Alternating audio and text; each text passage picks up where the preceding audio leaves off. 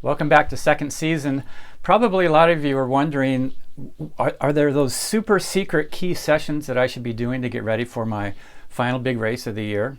Regardless of what I've done so far, what are those things that are just going to like add that extra touch that maybe not everybody knows about? I'm going to reveal a couple of those secrets to you. One of the things that you're trying to do with your training is to sort of make the actual race day feel like it's manageable, whether it's a sprint, Olympic, 70.3, full Ironman distance race.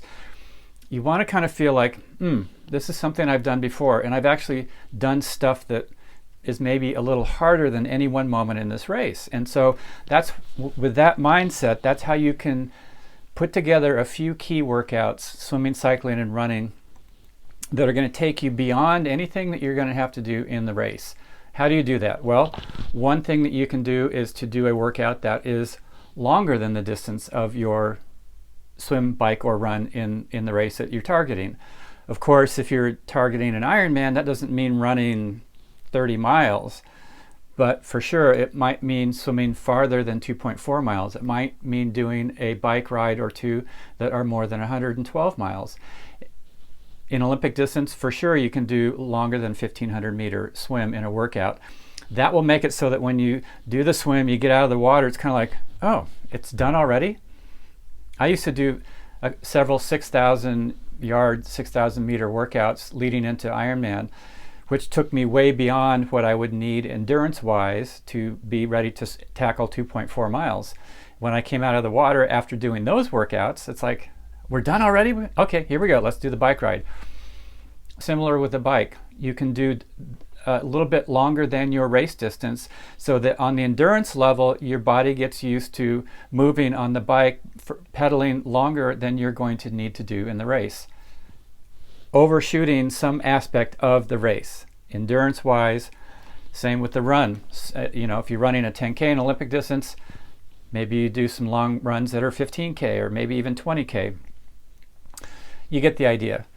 The second piece is to put together some workouts that have segments that are going to be faster than you'll ever need to do in a race, or if you have a race that has very unique terrain, whether it's a completely dead flat course or especially if it's a hilly course, try to put together workouts where you are doing climbs in your workout that are either longer and or steeper than you're going to encounter in the race, so that when you get to the race, it's sort of like, oh yeah, I've done something much harder than this.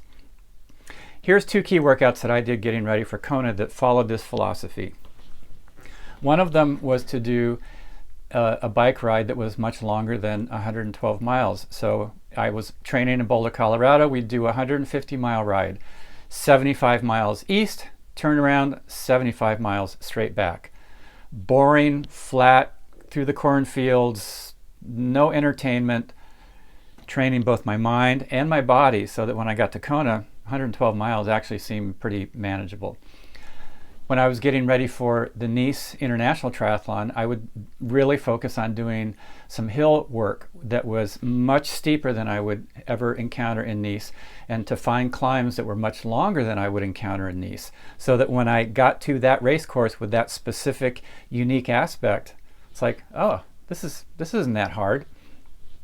For the run, what I would do specifically for Kona was there was a 13-mile big loop up high in the Rockies that we would do. It was called the Switzerland Trail. The first 10K was just gradual uphill, and then the second 10K or so was downhills and uphills and downhills and uphills. And it was, in Kona, it looks like a kind of a flat course. Well, you're always kind of going up or going down. So these undulations on this route were much steeper than anything that I was going to get in Kona. And I would push the pace much harder than anything I would do on the marathon.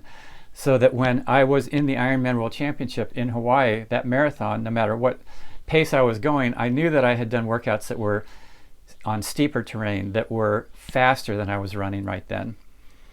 Okay, so think about those things. Use those. If you are coming into the second season very fit, you don't need to do many of these sort of overreaching workouts. If you do, you're going to burn yourself out. If you're coming into the second season, second half of the year here, sort of like this is your only part of the year, you can do actually a couple extra of those type of overreaching workouts because you're fresher. That's just the way it is. Take that information, create those secret workouts for yourself. We'll see you in the next one.